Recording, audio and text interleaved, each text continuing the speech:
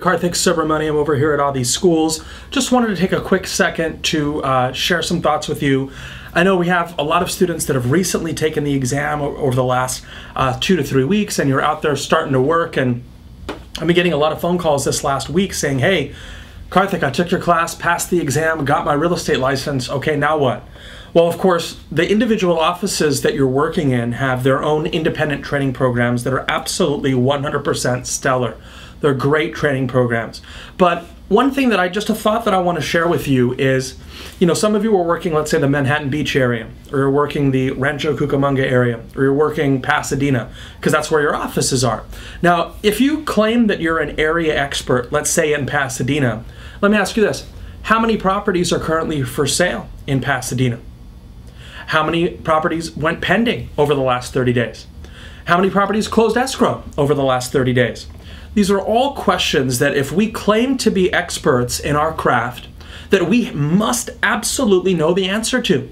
And this is going to help us when we're out there with buyers.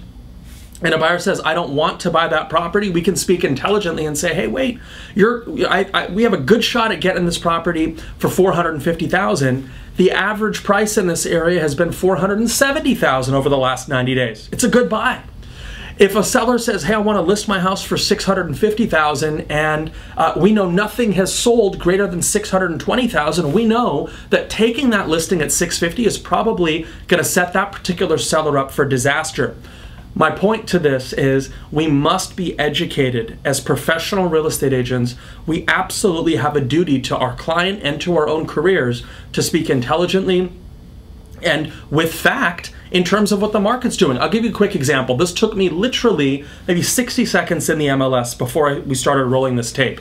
Number one, I have my notes right here. In Rowland Heights, there are currently 72 properties on the market as of today, April 2nd, 2012. 14 sold, closed escrow in the last 30 days, and 13 went pending. That at least gives us a snapshot of the market to extrapolate what we might, just looking at this historical data, we can kind of tell what the market's going to do, hopefully, as we move into the summer selling season. So my point to this simply is, don't just be an agent floating out there hoping that you understand what the market's doing. At a bare minimum, track the MLS data, know how many properties are on the market, know how many are selling, know what the month's supply is. I mean, all these are real basic data pieces that we need to know if we purport to be experts at our craft.